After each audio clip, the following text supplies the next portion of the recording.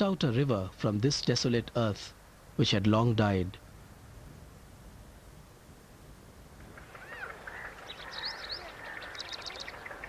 This is the story of this river, Reborn.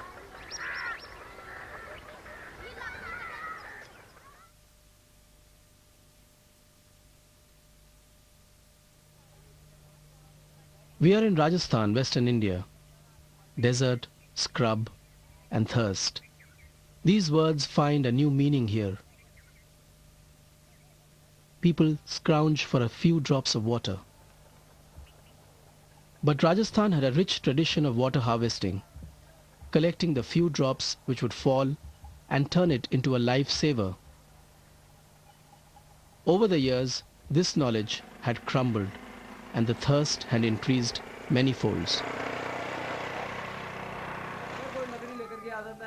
Around 15 years ago, a young man and few of his friends decided to work among these water-starved people. They set themselves a simple task of reviving people's knowledge and faith over their traditional water harvesting systems.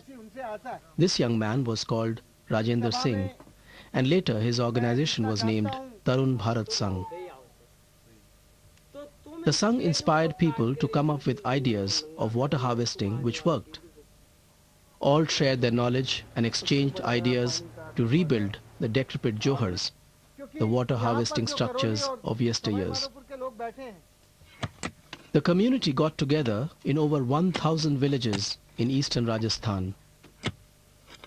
Over village meetings, logistics were set up to start rebuilding the johars. Villagers' contribution will be over half of the total cost of the johars, and Tarun Bharat Sangh will facilitate the infusion of the shortfall. Men and women ardently set up to put together their future. The johar would be a crescent-shaped mud and stone structure, aligned in a way that it would obstruct the flow of water. The water collected thus would seep in and recharge the water table. And it worked. Water is often the dividing line between poverty and prosperity. With the water table rising dramatically, things started to change. Cattle, the backbone of any agrarian society, had now enough water and fodder to produce milk and work the fields. But alongside the johars also came up the forest and the strengthening of the catchment areas. This johar at Sankra is one of the biggest the villages of Bhauta had made. Around it, the Bhyano Dev People's Sanctuary, protected by the community, is a testimony to their formula of a catchment area.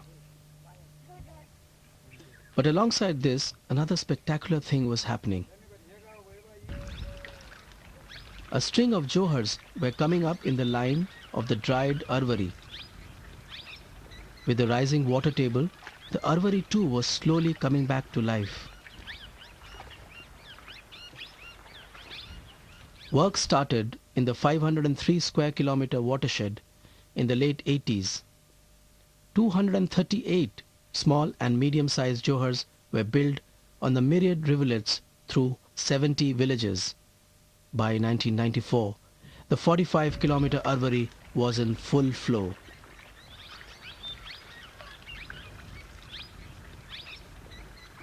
These contrasting visuals of Rajasthan are almost unbelievable. Communities can change their own fate and futures. Along the river, village after village turned their fortunes. Women were best affected. Their long trudge for water and fodder was now over. Water was at their doorstep. But this couldn't be a flash in the pan. Institutions had to be built around this community action to make it sustainable. People built their own parliament, Arvari Parliament.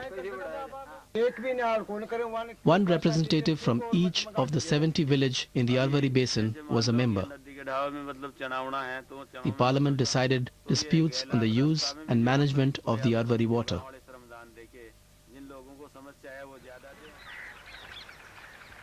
The coming of water can ironically also create trouble. In India, water is a state property. Especially the state of Rajasthan has a slew of stringent laws governing ownership. In Hamirpur, a tributary of Arvari was revived with the building of Jabbar Sagar Bandh. People felt that they now exercised ownership on the river. But the water brought the fish, the birds, and the hard-nosed officials. Conflict arose on the ownership of the fish. The villagers strategized and challenged the government and later won the battle. They never allowed the government to touch their fish and water.